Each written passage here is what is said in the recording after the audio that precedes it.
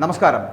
Paul ചെയ്ത വോട്ടുകളിൽ ചില അന്തരങ്ങളുണ്ടോ, അല്ലെങ്കിൽ ചെയ്ത വോട്ടുകളും നമ്മൾ നേടിയ വോട്ടുകളും എന്ന് പറയുന്നതിൽ അന്തരമുണ്ടോ? അങ്ങനെ ഉണ്ടാകുന്നുണ്ട് എന്നുള്ള കണക്കുകൾ സൂചിപ്പിക്കുന്നുണ്ട്. അത് എന്തുകൊണ്ടായിരിക്കും എന്നുള്ളതാണ്.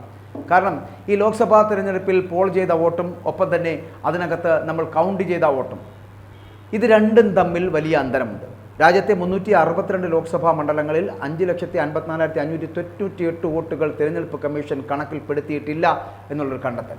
176 മണ്ഡലങ്ങളിലായി 35,093 വോട്ട് അധികമായി എണ്ണിയെന്നും തിരഞ്ഞെടുപ്പ് കമ്മീഷൻ സ്ഥിരീകരിച്ചിട്ടുണ്ട്.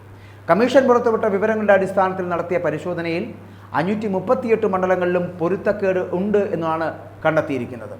അതായത് ഈ മണ്ഡലങ്ങളിൽ EVMകളിൽ പോൾ ചെയ്ത വോട്ടുകളുടെ എണ്ണവും വോട്ടെണ്ണൽ ദിനത്തിൽ എണ്ണിയ EVM വോട്ടുകളുടെ എണ്ണവും തമ്മിൽ പൊരുത്തപ്പെടുന്നില്ല എന്ന്.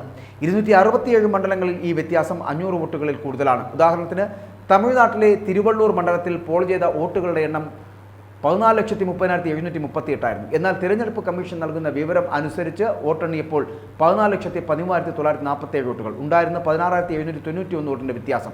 അസമിലെ കരിങ്കഞ്ചു മണ്ഡലത്തിൽ തിരഞ്ഞെടുപ്പ് കമ്മീഷൻ കണക്ക് പ്രകാരം പോൾ ചെയ്തത് 11,36,538 വോട്ടാണ്. ആ കൗണ്ട് ചെയ്തത് 11,40,349 വോട്ട്. അതായത് 3,811 വോട്ടിൻ്റെ വർധനവ്. വിഷയത്തിൽ തിരഞ്ഞെടുപ്പ് കമ്മീഷൻ്റെ ഭാഗത്ത് നിന്ന് കൃത്യമായ മറുപടി ഇതുവരെ ലഭ്യമായിട്ടില്ല. അതേസമയം ഉത്തർപ്രദേശ് മുഖ്യ തിരഞ്ഞെടുപ്പ് ഓഫീസർ ഇത് സംബന്ധിച്ചിട്ടുള്ള ഒരു വിശദീകരണം സാമൂഹ്യ മാധ്യമമായിട്ടുള്ള എക്സ് പ്ലാറ്റ്ഫോമിൽ പങ്കുവച്ചിട്ടുണ്ട്. അതിങ്ങനെയാണ്: ആ കമ്മീഷൻ പുറപ്പെടുവിച്ച പ്രോട്ടോക്കോളുകൾ അനുസരിച്ചിട്ട് പോൾ ചെയ്ത വോട്ടുകൾ കണക്കാക്കാത്ത ചില പോളിംഗ് സ്റ്റേഷനുകൾ ഉള്ളത് കൊണ്ടാകാം പോൾ ചെയ്ത വോട്ടുകളും എണ്ണിയ വോട്ടുകളും തമ്മിലുള്ള വ്യത്യാസത്തിന് കാരണമെന്നാണ് UP മുഖ്യ തിരഞ്ഞെടുപ്പ് ഓഫീസർ ചൂണ്ടിക്കാട്ടുന്നത്.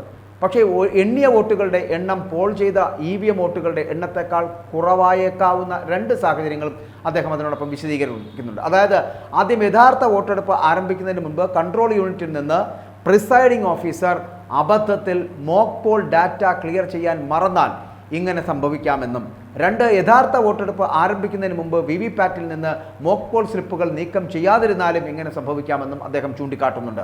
അതായത് വോട്ടെണ്ണൽ ദിനത്തിൽ കർണാടകയിൽ ഉൾപ്പെടെ പല സംസ്ഥാനങ്ങളിലും ഇങ്ങനെ വോട്ടെണ്ണൽ തടസ്സപ്പെടുന്ന ഒരു സാഹചര്യം ഉണ്ടായിരുന്നു.